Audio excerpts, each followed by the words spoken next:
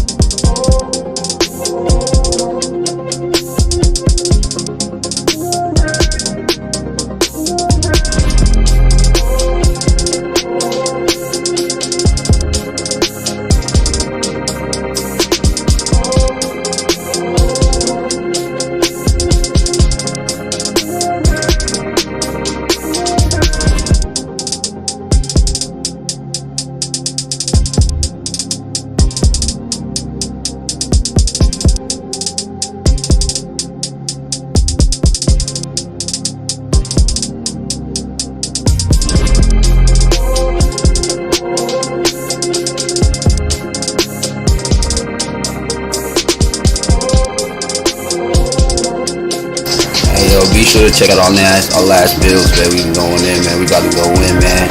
How the Indian was reclassified as African American, man. We gonna get into some of the stipulations and issues of how that even happened, so we can keep our brain refreshed on what's going on. So y'all chop with me.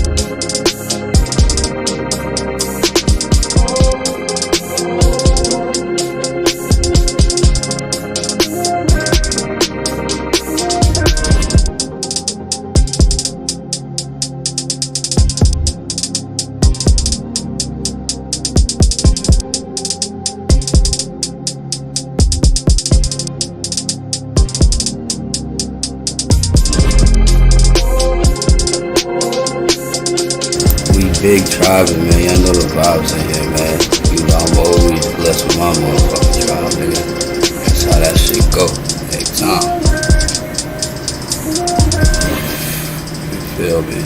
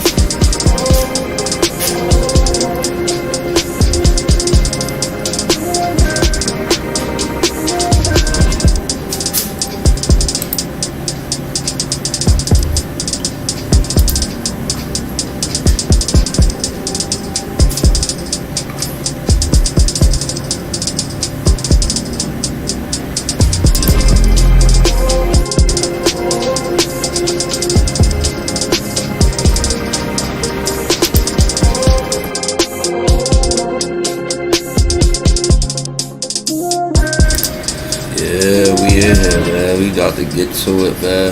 Appreciate y'all coming out, showing y'all love, man. Let's try to get some people up in here with me. You know the vibes. Get this computer shit going.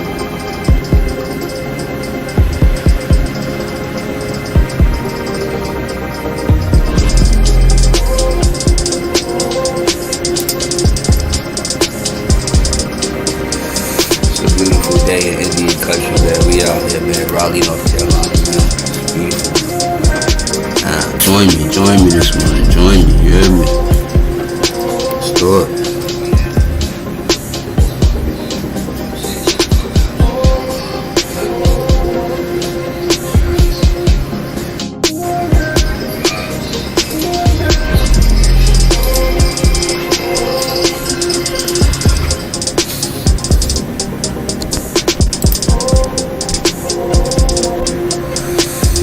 We gonna let the elders explain this shit, bro. How this shit go. What happened, what transgressed. During these times. It's important history. We gotta watch this interview, man, about 6-7 times, bro. We gonna go ahead and get into it. We gonna vibe out, man. I appreciate y'all coming through, rocking with me, man. Make sure y'all subscribe to the channel, man, and welcome to the conversation. Welcome to the tribe, man. It's Turtle Tribe over here. Real talk. But without further ado, man, hold this music, bro. We go got let the elders take us to where we need to go with it. Peace, peace, you hear me? The English found what they could not accomplish with the thought. They could accomplish with the stroke of the pen. So that's why they mislabeled our people racially in the records more and more as time went on, till eventually there was no Indian presence in the records. There was never that designation. You were identified as mulatto, musty, or any of those other terms rather than Indian. Such was the effort to erase Indians from history that up until the early 20th century, scientists of academic institutions deliberately altered census records. In Virginia, there was a leader of the eugenics movement, a man by the name of Dr. Walter Plecker. He changed records of Virginia Indians that were born and recorded as Indian people to say that they were colored. He did this on birth certificates, marriage certificates, on death certificates, on any legal records that he could get his hands on. So since he physically destroyed or changed records of so many Virginia Indians, he essentially committed an act of bureaucratic genocide on the Virginia Indians. I can't see a more obvious event than what happened in the 20th century in terms of Virginia Indians being written out of history. Sometimes it got to the point where you were even afraid to say that you were Indian. And you told your children not to because it was safer. And so there were just all these different ways of erasing Native people as well as African American people from the cultural landscapes. At one point in time, it was a bad thing to even say you were Native American. Some people had to lie on their birth certificates and state that they were either black or that they were white. So that definitely had an effect on Native American people. Native people have become the invisible minority here, particularly in the Northeast. The census takers, who were generally white males, made their decision about who was Indian and who was not Indian. And if you did not look Indian, So profitable that Carolina's English and Scottish slavers and their Indian allies pushed themselves deep into Spanish and French territories to hunt for captives. The trade in Indian slaves was a vast enterprise that stretched from as far west as Spanish New Mexico to as far north as the Great Lakes. Virtually every tribe living in this large area was involved in this commerce either as a supplier of captives or as middlemen. The Caddo traded Lepon Apache, but the Caddo don't really seem to keep slaves. They just kind of trade. It's down the line trade, so to speak. After that, where you have the first count of slaves is more people like from lower Louisiana, the Washoe, the Chawasha, the Chitamacha, people like that go into Mobile. By the time they're settled up here and the system is well entrenched in the French trading system, the primary source of slaves was coming from the West. Many indigenous nations suffered due to enslavement. On the Atlantic seaboard, entire tribes were sold into slavery to the Caribbean. A compelling example of Indians being sold into slavery in Virginia that's often overlooked is what happened to the Nanzatico people in 1704. That's actually the one instance that we have where a tribe was essentially eliminated as a result of a conflict here. And a small party of those Nanzatico Indians committed a killing of one family, the John Rowley family. But what happened as a result, the Nanzatico were Peace to the child, welcome. Hit that like button, man. They did that, and the killers were We learned about this convicted genocide, man, how we they were reclassified hanged. certain important But the General instances that Assembly happened. also Because I'm gonna keep decided that the regurgitating this entire information until it's in your nation brain, could be like retaliated regular behavior. against Yeah. because of what these men had done. So they actually passed a ruling that enslaved the entire population of the Nanzatico, with the exception of children that were under 12, and all of those people were sold into slavery in Antigua. And all of those people were sold into slavery in Antigua. And all of those people were sold into slavery in Antigua, in the West Indies. Other than being a convenient source of free labor, the enslavement and deportation of Indians to the Caribbean was part of a systematic plan to eliminate the native presence from the emerging colonies. Because at that time, they did not talk about being Indians because you could be jailed, correct? Exactly. Right. There was a lot of bad things that could have happened to you if you were native and if you were caught off the reservation. In some cases, you could be shot on sight. Okay, but getting back to William Lamb, who Paramore and Floyd Painter, Paramore wrote the history of Southampton County, said was the last Chernock and Ottaway riding a bicycle in court. And again, we know that was not true because William Lamb Howard, who was my war chief, is his grandson. But that's typical of what happened to first Americans in the Commonwealth. How things were done to actually change, not only to change one's race, but to change one's ethnicity, to take away their traditions, to take away their cultures, etc. And I'd like to go back to the 1808 Chernock and Ottaway Indian census to my fifth foster great-grandmother, who was Queen Edith Turner. Her name was really Wane Runsira, but the whites called her Turner. And the names, the colonial names, were given to us the same basically as the slave mentality. The slaves were, yeah. If your mother was a slave and living on a reservation, that means your child was a slave and that you took on the name of the master. So what had happened with Native people, we didn't have colonial names. We had Native names. My fourth great-grandmother's name was Carahoot. That was her native name.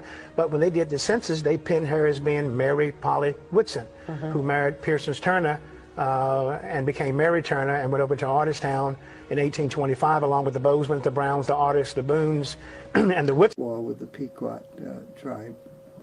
The turning point was when over 300 men, women, and children were burned alive in the fort at Mystic, Connecticut. The native people that had not been slaughtered were put into slavery, and either in the other tribes who assisted the English in that war, or they were enslaved by the English themselves and sold out of the country in fairly large numbers. And they were sent to various places, and one of the favorite destinations was Bermuda. Indian slaves were shipped from ports such as Mobile and New Orleans. Whilst the English sent them to Barbados, the French sent them to Martinique and Guadeloupe. Mobile, I think that's Alabama. We understand the Middle Passage in the sense of Africans coming to the Americas, but few of us understand that there was also a Middle Passage from the Americas to the Bahamas, which were the breaking grounds for the slaves, but also to New England, where the markets were. There were some that were sent back to Europe. The very first ones that were sent back to Europe were the property of the king, the queen, and the church. And so, interestingly enough, many of the first Indian slaves were taken back to become, wards of the state and the property of the people there. Between 1650 and the beginnings of the 18th century, as many as 50,000 Indian slaves had been sold by the English alone to their colonial. The year 1636 was part of that war with the Pequot tribe. The turning point was when over 300 men, women, and children were burned alive in the fort at Mystic, Connecticut. The native people that had not been slaughtered were put into slavery, and either in the other tribes who assisted the English in that war, or they were enslaved by the English themselves and sold out of the country in fairly large numbers. And they were sent to various places, and one of the favorite destinations was Bermuda. Indian slaves were shipped from ports such as Mobile and New Orleans. Whilst the English sent them to Barbados, the French sent them to Martinique and Guadeloupe, and the Dutch sent them to their domains in the Antilles. We understand the Middle Passage in the sense of Africans coming to the Americas, but few of us understand that there was also a Middle Passage from the Americas to the Bahamas, which were the breaking grounds for the slaves, but also to New England, where the markets were. There were some that were sent back to Europe. The very first ones that were sent back to Europe were the property of the king, the queen, and the church. And so, interestingly enough, many of the first Indian slaves were taken back to become, wards of the state and the property of the people there. Between 1650 and the beginnings of the 18th century, as many as 50,000 Indian slaves had been sold by the English alone to their colonial outposts in the Caribbean. But these numbers are incomplete because many transactions were unrecorded. I want to understand the beginnings of Native American slavery. you have to understand the juxtaposition of the three European colonizing strategies in North America.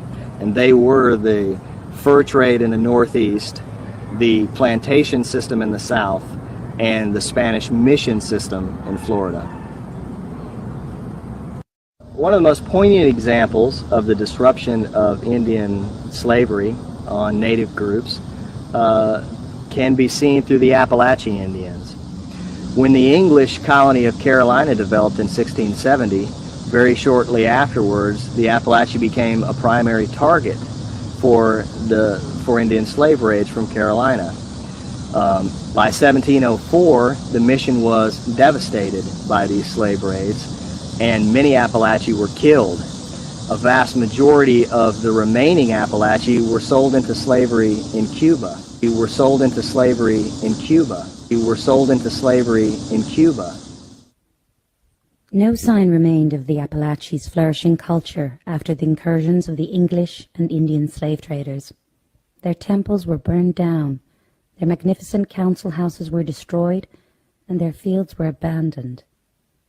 What was once a powerful nation of more than 6,000 people was reduced to a handful of scattered survivors.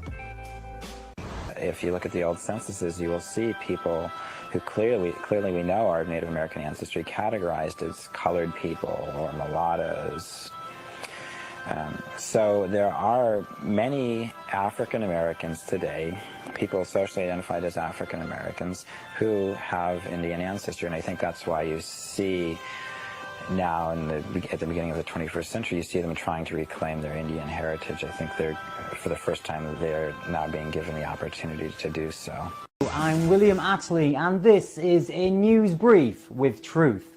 See the men on the screen. They are the ancestors of the African American, but there is a problem: their true identity. Thomas McNeely has the story. Well, William, the African American community is deeply divided due to the tagline, African Americans ain't Africans, which can be found in numerous places on the web. Now, it should be obvious as to why it's causing a commotion, but if it escapes you, let me explain. The current American education states African Americans were brought to America as slaves from Africa, which is simply not true. They are American indigenous, not descendants of Africans. As they say, the truth is stranger than fiction. Although this fact isn't spoken of openly, it's not a secret. However, with programming such as Roots, 12 Years a Slave, The African American Story, and the Book of Negroes, is it any wonder why so many African Americans are confused? We won't address all the misleading DNA tests being provided to connect African Americans to Africa. So, the argument is, do they continue identifying as African Americans, which is a fake identity for them, or embrace being identified as indigenous Americans? Are there any consequences of choosing one identity over the other? William, that's a good question. According to African Americans Ain't Africans Facebook forum, identifying as African American is to quietly relinquish ancestral connections to America, connections that go back hundreds of thousands of years. A curious story, but one appropriate for February, which is Black History Month in the United States. What's a conundrum? A story worth keeping an eye on for further developments. Thank you, Thomas. The drawing used in this presentation is from the 16th century book, America, being the latest and most accurate description of the New World by John Ogilvy and Arnoldus Montanus. As you may have guessed, the men in the drawing are American. I'm William Attlee, and this has been a news brief with truth. The term African American to refer to all black people was endorsed only since 1989, but was against the desires of the majority of black people. In fact, the term was endorsed by only 5 people, including Reverend Jesse Jackson and Ramona Edlin leading the charge, as a result of a gathering called the African American Summit, without the input of the majority of black people. Author Avis J. Smith went to the district court in Washington, D.C. to stand against this term, as well as against the notion that a small group of powerful individuals should be able to compel the masses into adopting it. African American, the opposition court case, asks the question, who sanctions language? Who creates and enforces the wording that we use day in and day out? And do these people actually have the authority to do so?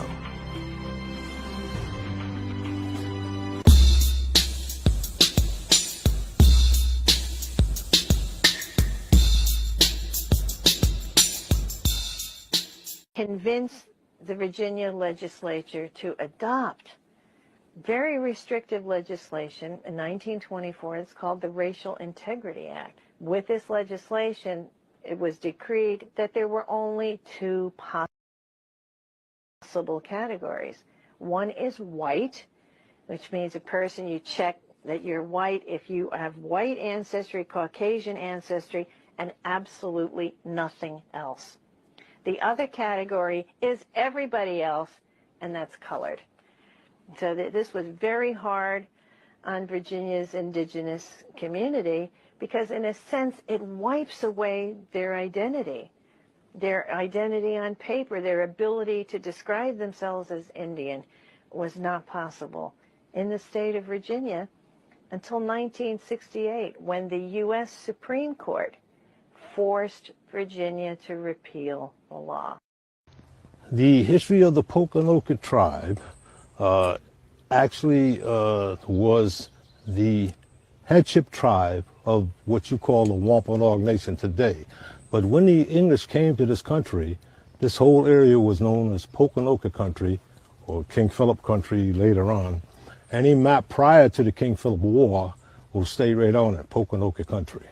So Wampanoag is a name that was given to us during the King Philip War, around the year 1675, 1676, when the colonists outlawed the word Pokanoket and made it illegal for you, if you were male 14 years of age or older, to say you were Pokanoket. And they started calling us Wampanoag at that time. And that was a law that was on the books until after the year 2000. And if you were 14 years of age or older and you were male, they would kill you on sight if you. At that time, there was a lot of people that was using what we call pencil genocide.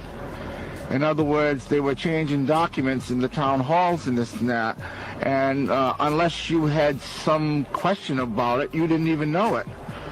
So, for example, in my dad's family, my Aunt Marion, my Aunt Josephine, and my Uncle Louis were down as Indian.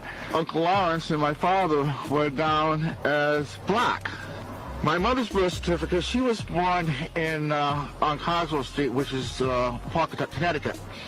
And the doctor, knowing that she wasn't black, naturally, because he was very well familiar with the Babcock family, put her down as white. And a lot of us were put down as white just so we would not have that stigma of being black.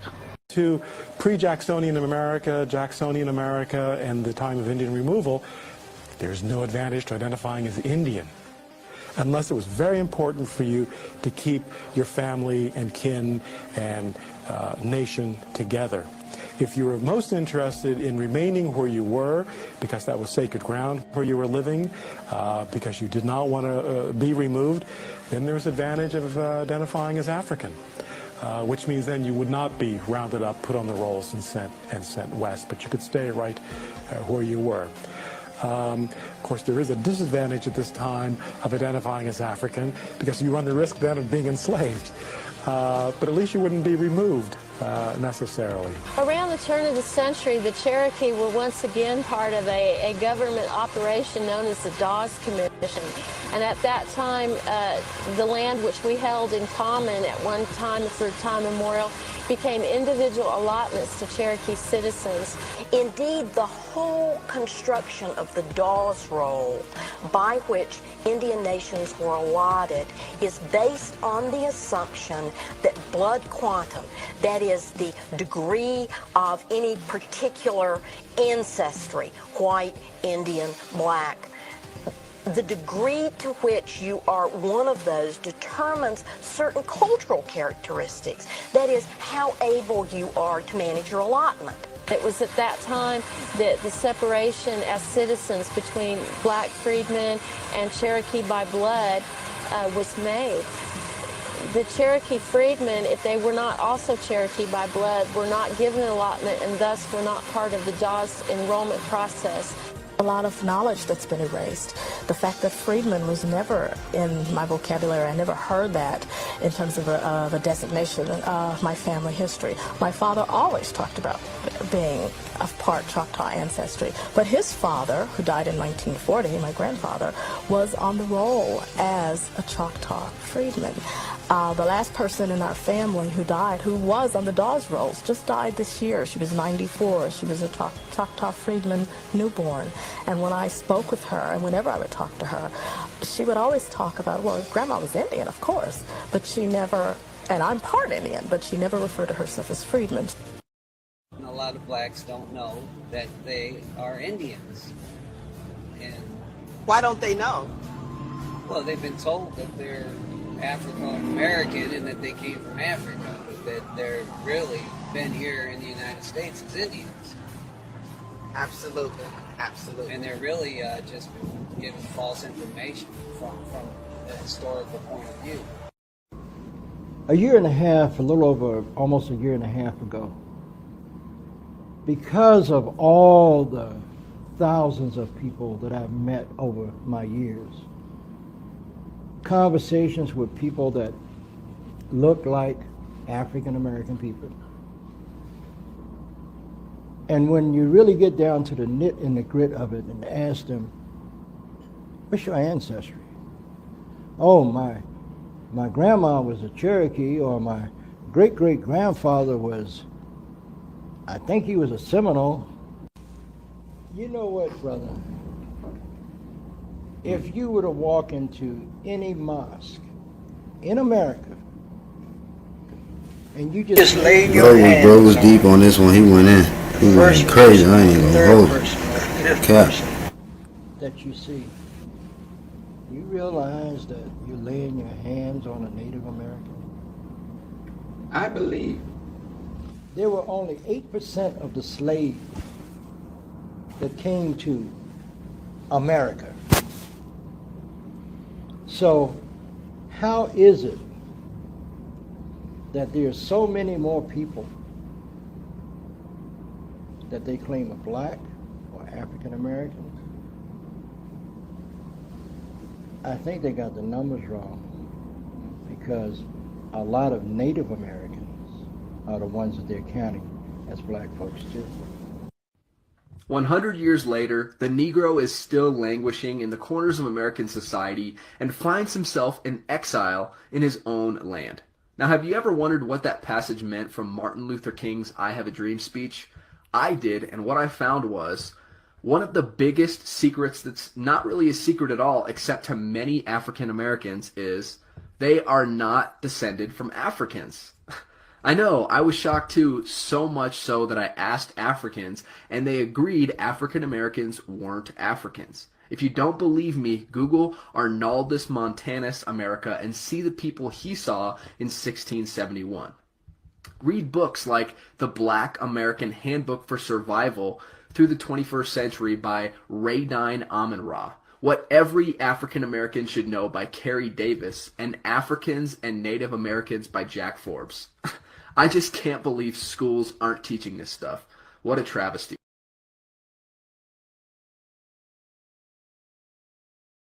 So family, as you see, man, I just wanted to show y'all that, just to give you an insight of where we came from, man, where we at and where we going. You know what I'm saying? We gotta remember these things, man. These are the things that make us great, bro. Our ancestors did a lot, went through a lot. We continue to go through a lot. But it seems as the days go by, we seem to forget, bro, where we actually came from. But we gotta remember these things, man. I appreciate y'all tuning in with the Urban Indian. You know I keep these builds short and to the point. I'm gonna come up here and do another one later. I gotta do that part 2 to the Black Indian cowboys and the African cowboy shit we was getting into. We got a lot more to get into. want to share that history with y'all, let y'all know that we was a part of these things, man. So without further ado, man, I want to thank everybody for coming out. Dealing with us, and you already know the vibes, man. You know the vibes. Stay blessed, stay true. Make sure you check out our last couple builds, man. We've been going in. We've been getting to it. Y'all already know the vibes, man. It's only the esoteric, only the enlightenment. You dig what I'm saying? So, like I said, man, much love. I honor to you.